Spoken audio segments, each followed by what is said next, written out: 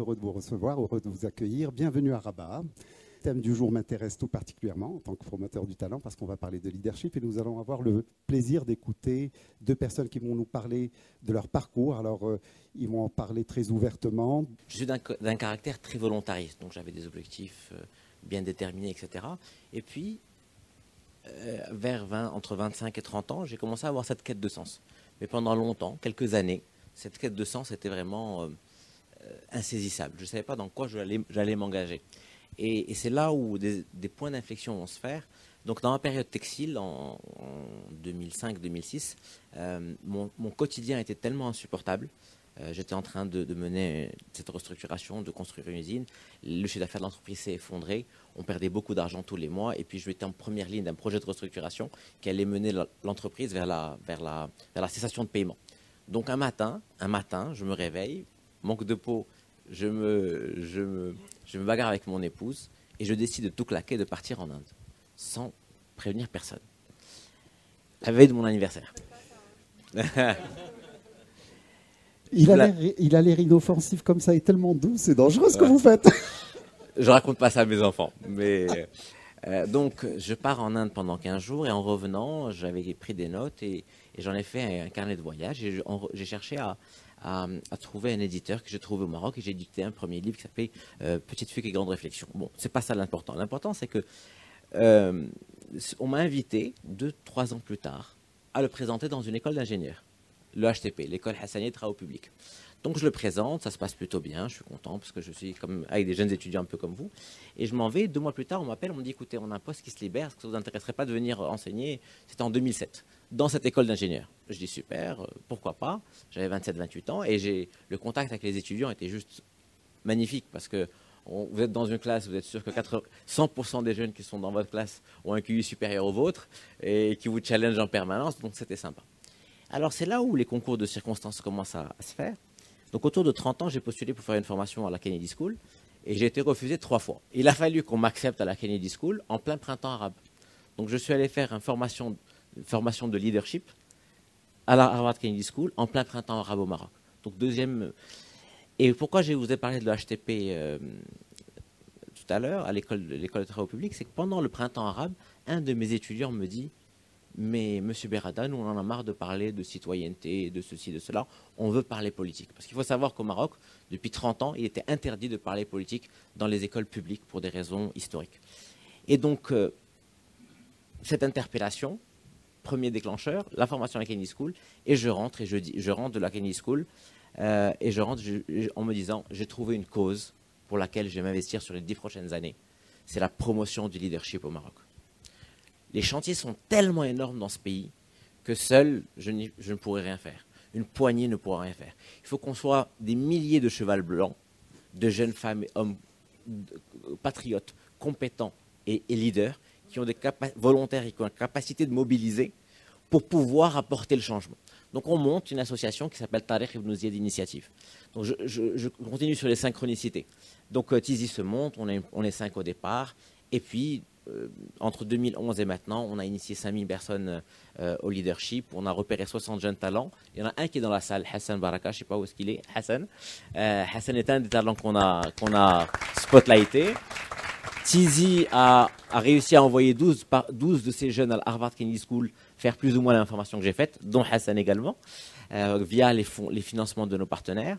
Et l'un de nos présidents, qui s'appelle Rassan Benchron, comme vous, décide de faire un livre blanc sans mesure pour changer le Maroc pendant les élections législatives 2016. Une fois qu'on sort ce livre blanc de Tizi, on va le présenter aux équipes du chef de gouvernement de l'époque. Et on devait passer 1 heure, ils nous ont gardé 3 heures. On dit écoutez, c'est très intéressant ce que vous nous dites, rendez-vous après les élections.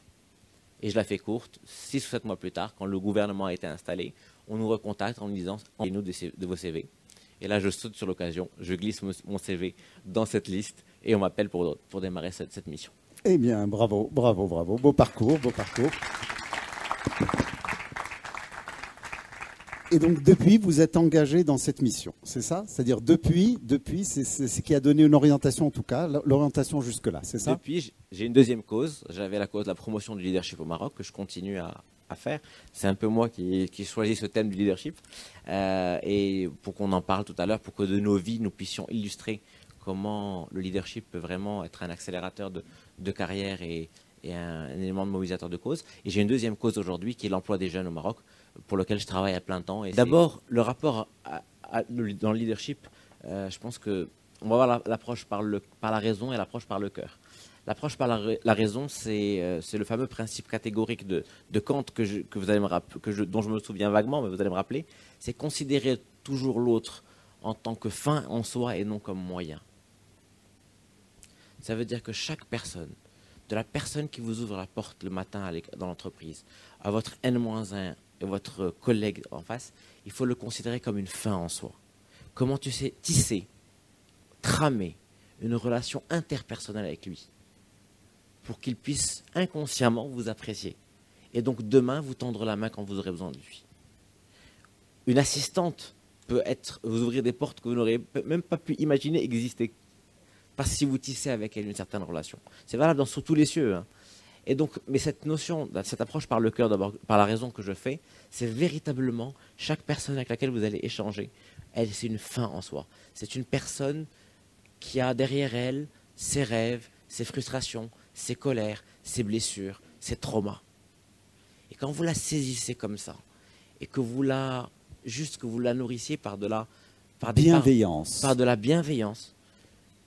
c'est déjà l'étape, je dirais, la première étape du leadership.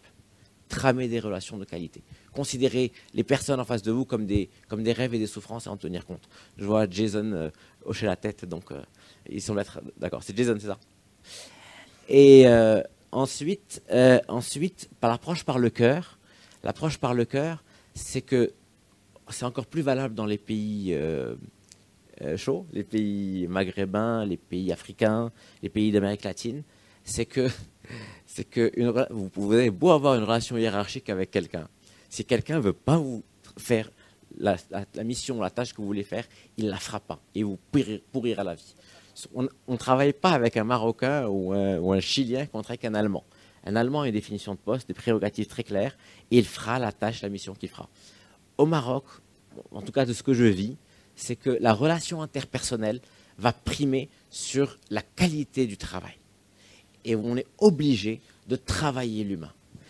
Par conséquent, vous pouvez avoir des polytechniciens géniaux qui, au Maroc, vont vraiment se planter dans leur carrière parce qu'ils ne vont pas prendre en main l'humain et le traiter comme une fin en soi. Et vous pouvez avoir des gens d'intelligence très moyenne qui, par contre, excellent dans l'humain, qui ne sont pas stratèges pour un sou, qui ont juste le QI suffisant pour être un bon dirigeant ou un bon entrepreneur, et qui, parce qu'ils ont une intelligence relationnelle extraordinaire, vont vraiment surperformer dans leur carrière. Donc voilà, il faut garder en mémoire que l'humain, sous tous les cieux, est fondamental, et en particulier dans les pays comme le nôtre. Jeanne me pose la question sur les personnes inspirantes, et je pense que c'est aussi des compléments de formation, les personnes inspirantes. Alors j'en ai 3, connus, identifiés, mais je suis un chasseur de personnes inspirantes. Et dès que je peux en voir, et pour moi, Hind est une fille inspirante, que quand on déjeune ensemble de temps en temps à Rabat, elle me donne de bonnes ondes, de bonnes idées, cette envie d'y aller tout le temps. Alors les 3 personnes, d'abord la première, c'est mon premier mentor qui a été mon père, et qui a vraiment été mon tuteur dans le sens où c'était la personne sur laquelle je me suis fixé pour lui ressembler sur certains aspects, et surtout pas lui ressembler sur d'autres. Mon père. Au risque de paraître un peu vieux jeu, j'ai un mentor qui m'accompagne depuis tout le temps, qui est Charles de Gaulle, qui m'accompagne vraiment, que je lis, que je relis, que je me dis qu'est-ce qu'il aurait fait, qu'est-ce qu'il aurait dit.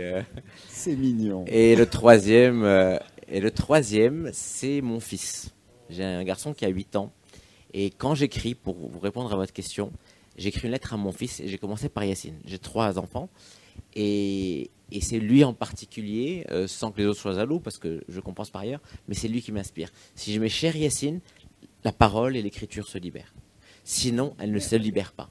Donc, un enfant peut être une source d'inspiration par ce qu'on projette sur lui.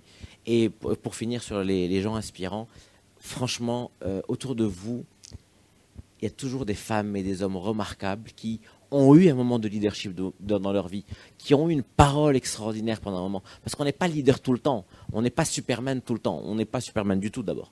Mais on a des moments de leadership, on a des moments où on peut être grand, grand de cœur, grand par sa générosité, grand par sa bienveillance, grand par sa compassion, par un sourire. Et ces personnes-là sont très inspirantes. Et donc on a raté croquer les moments de leadership chez les personnes inspirantes. Au départ, j'étais vraiment le nez dans le guidon. C'était ma carrière, ma vie, mes compétences, mon couple, etc. Et après, je pense que j'ai goûté à quelque chose d'autre qui a fait que ma quête de sens s'est déportée sur les autres. J'ai goûté le bonheur, et c'est bon d'être heureux, de se faire plaisir, d'avoir de bonnes sensations sur le corps, des rayons de soleil, un bon repas, etc. Mais rendre les autres heureux, c'est infiniment plus bon, gratifiant, mais tout simplement bon que de se rendre heureux. Et quand on a goûté à ce bonheur indicible, eh ben on devient addict et on a envie d'en faire plus. Il y a beaucoup de jeunes Marocains et Marocaines qui ne sont pas nés dans de bonnes conditions, mais si on leur offre de belles capacités, si on leur offre des échelles pour grimper en haut de l'échelle sociale, pas financièrement, mais qu'ils puissent se réaliser, pour qu'ils aient accès au bonheur, c'est fabuleux. Imaginez que Hind et moi et Yossar arrivions à construire des échelles à des dizaines de milliers, que dis-je, de centaines de milliers de Marocains, pour qu'ils puissent accéder non pas à la fortune ou à l'argent ou au confort matériel, mais à la réalisation de soi. Quand on est dans la fonction publique, on a la possibilité d'avoir de l'impact. Et tout reste à faire. Vous avez un potentiel de bienfait et un potentiel de nuisance aussi, mais être dans cette posture de rendre beaucoup de gens heureux, que c'est bon. Maintenant, il faut courir, se battre tous les jours pour y arriver. Merci.